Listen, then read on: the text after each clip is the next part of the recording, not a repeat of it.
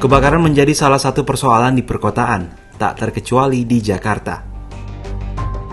Terakhir, kebakaran melanda Gedung Cyber 1 di Mampang, Jakarta Selatan, Kamis 2 Desember 2021. 2 orang meninggal dalam kejadian ini dan 1 lainnya dirawat.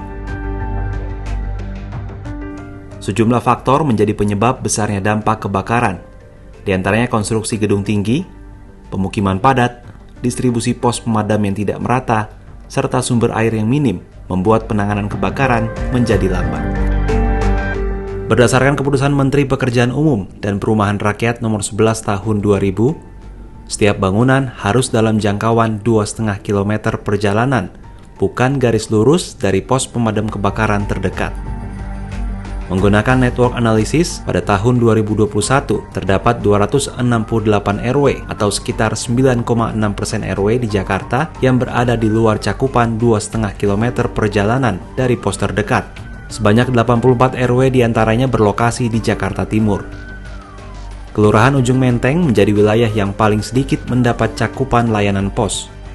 Ketika kebakaran tahun 2020, truk pemadam yang pertama datang berasal dari Pos Harapan Indah, Kota Bekasi.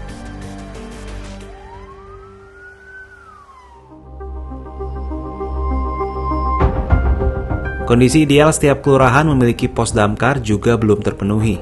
Dari 267 kelurahan, hanya 143 kelurahan yang memiliki pos damkar.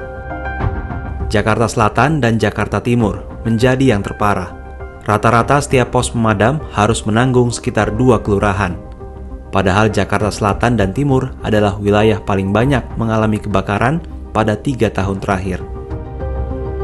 Selama 7 tahun terakhir, jumlah pos damkar bertambah dari 62 pos menjadi 157 pos dan sektor yang menjangkau 53.260 hektar atau 81,5% wilayah Jakarta. Kini untuk mencapai lokasi kejadian, truk pemadam rata-rata menempuh 9 menit 37 detik. Ini masih memenuhi pedoman waktu tanggap maksimal 15 menit yang ditetapkan oleh Kementerian PUPR.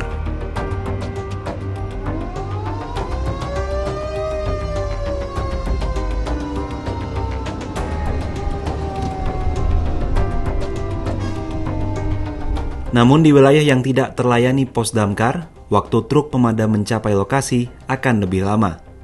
Akibatnya, berpotensi jatuhnya korban jiwa. Pada tahun 2020 hingga 2021 saja, ada 32 korban jiwa. Selain itu, kerugian material juga semakin besar. Rata-rata kerugian korban kebakaran selama 2020 hingga 2021 adalah 211,31 juta dalam setiap kebakaran. Belum lagi aktivitas ekonomi turut terganggu. Lokasi pos yang tidak merata menyebabkan penanganan lebih sulit karena harus menunggu bala bantuan dari pos lain. Ketersediaan lahan dan personel pos pemadam menjadi kendala utama belum meratanya pos pemadam kebakaran. Ada beberapa kendala kaitan dengan pertama lahan, kemudian jumlah SDM. Teman-teman harus paham juga bahwa jumlah SDM yang kami miliki itu baru 4.329. Nah itu yang sekarang. Padahal idealnya kalau mengejar 267 kelurahan satu pos satu kelurahan itu mencapai angka 11.000. Jadi dari 4.000 ke 11.000 kan cukup lumayan juga, karena memang logikanya satu pos itu minimal diawaki oleh satu unit pemadam kebakaran diawaki oleh 6 orang. Berarti kalau 6 orang berarti satu pos itu ABC kan. Berarti kali 3 berarti 18. Nah, itu sekitar 11.000, itu baru unit yang standar pos minimal. Rasio petugas di Jakarta adalah 1 berbanding 2.962 warga. Angka ini lebih rendah dibandingkan Kuala Lumpur, yaitu 1 banding 1.594, New York 1 banding 774, dan Tokyo 1 banding 336. Penanggulangan kebakaran diperparah oleh karakteristik wilayah dengan tingkat kepadatan pemukiman tinggi, juga jalan yang sempit. Belum lagi minimnya sumber air yang tersedia. Meneliti catatan Dinas Gul Karmat DKI Jakarta dari 1.213 hidran kota, hanya sepertiga yang berfungsi sempurna atau sekitar 421 hidran.